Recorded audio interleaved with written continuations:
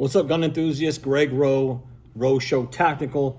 Unless you have been living under a rock, news broke a few weeks ago that Glock was going to discontinue all of their Gen 3 and to Gen 5 pistols.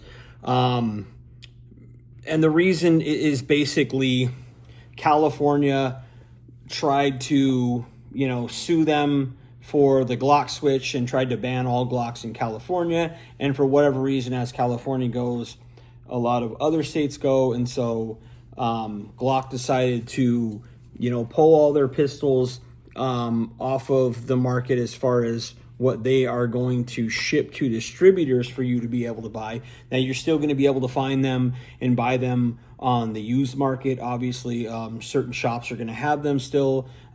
Private sales, people are still going to obviously have them if you are interested in getting them. But the news broke that they are going to introduce what they are calling the V style of pistols, which photos have been leaked online. If you're interested in looking at, what's out there and what they look like, I know the Glock store, Johnny Glock, there's a lot of different channels that already have them because they are, either a distributor or they know somebody who's a distributor and they were able to borrow one for a video. I am none of those things, so I do not have one currently. But if you look at them, they look basically like a Gen 5 pistol.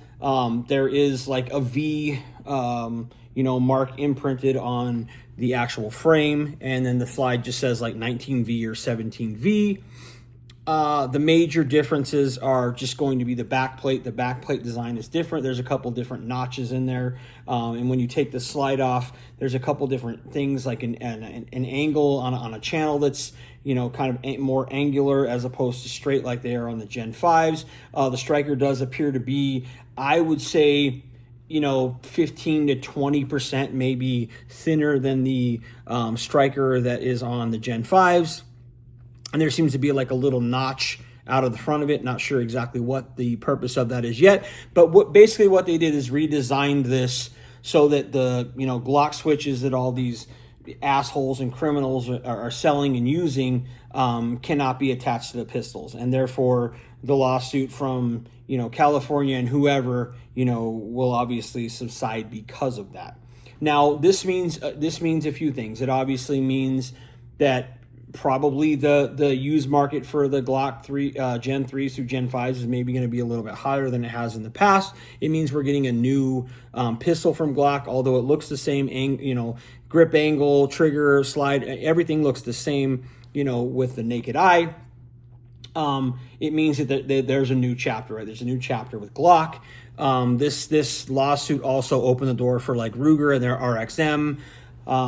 Obviously we know the dagger and whatnot, basically the kibosh was put on that with a lawsuit. And that's what these liberal, lawmakers, these liberal assholes are trying to do, is they're trying to find ways to basically skirt around the Second Amendment, right? If we can introduce a lawsuit to the biggest, well-known gun manufacturer in the world right now, which is Glock, then we can put the pressure on them. And if they cave, then that opens the door for other things and other, brands and whatnot. So it's sort of a dangerous, slippery slope. But, I can see both sides of this. I understand that people are pissed off and they're upset and they're going, Glock sold us out. They sold the Second Amendment out. They bent the knee to the woke liberals and to California and all that stuff. And while I don't disagree with that, my rebuttal and my response has been, what do you want them to do? What do you expect them to do? Do you expect them to go to court and continue to fight these legal battles? All they're going to do is bankrupt themselves. So do you want Glock making pistols? Do you still want to be able to buy products from Glock? If you do, then they had to sort of do this because they would be tied up in lawsuits and fighting this for a long time until, honestly, they were bankrupt.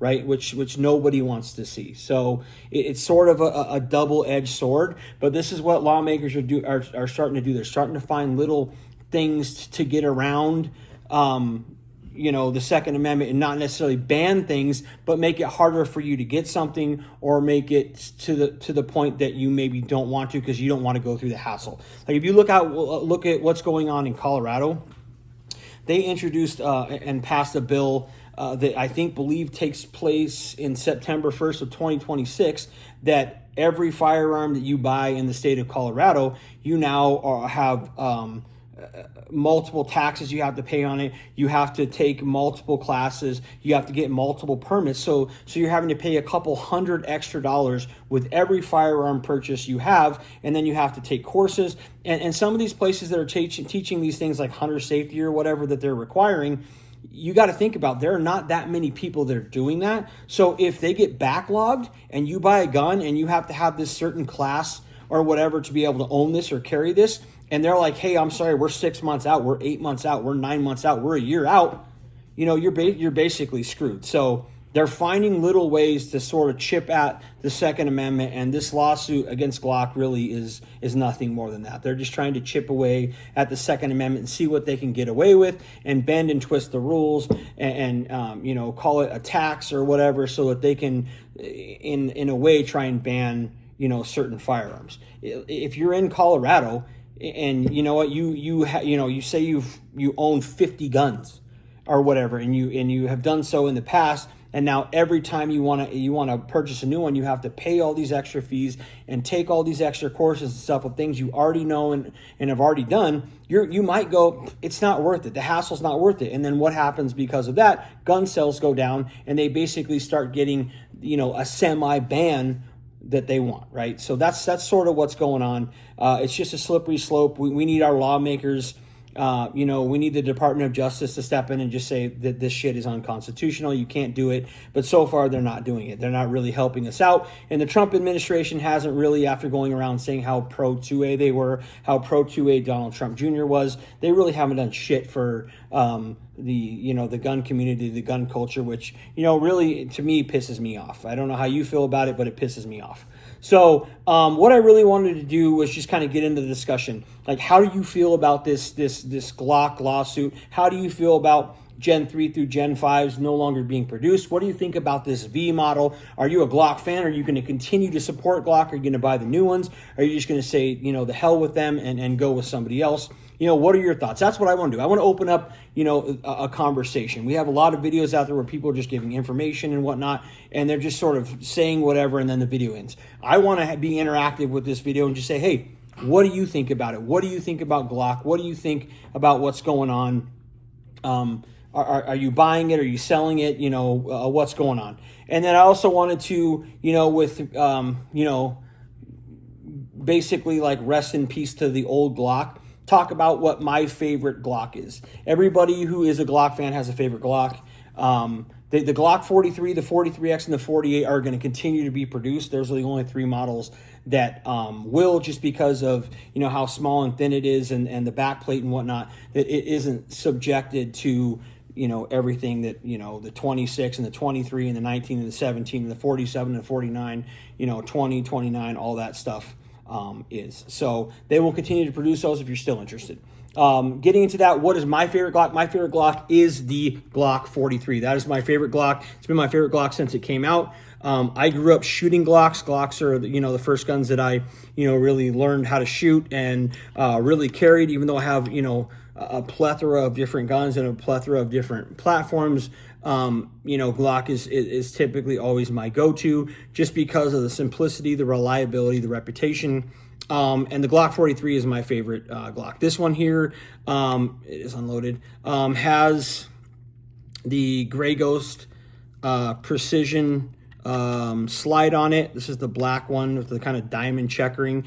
The one thing I do not like about the Glock 43 is the slide that comes on it. The Glock 43 and the 42 is just really terrible. The finish on it isn't really great. It kind of starts getting like more of a gray color, and in or around the end of the slide, the more you holster it, it really starts wearing, and it looks terrible. So I have never been a fan of the slide, so I don't really keep those on on my Glock 43. I do have a couple different slides and barrels and stuff for this gun. I did go back to the just standard Glock trigger, away from, the Overwatch flat face trigger. Again, nothing wrong with that. I just don't think there's any reason to change a Glock trigger. A lot of people like, adding ghost connectors and all this kind of stuff. I don't really think there's anything wrong with the Glock trigger. I don't think you have to change it out of the box. This has just the standard Glock barrel in it. I did order some blacked out sights for this. I'm not going to put an optic on this. I have in the past just kind of messed around with some stuff, but something this small that's a single stack that's 6+1, to me, like a red dot on something like this just seems really ridiculous. So I'm not going to do that. I put the slide plate back on there. But I really like this gun just for the, how slim it is, how it fits in my hand, the ergonomics, the size ratio. I'm just a really big fan of this. I can throw it in my pocket. I can carry it in the waistband. I can throw it in a crossbody, a backpack, whatever I need to do. And it doesn't show, it doesn't print. I'm not a huge fan of the Glock 43X or the 48. I just feel like those pistols are kind of in between, and they're a weird in between to me. I know that it's the same, slide length and slide width, but the grip being a little bit thicker to me, it feels weird. It feels just really strange, like that weird, strange in between. Some people really like it, really love it. I'm not a huge fan of it.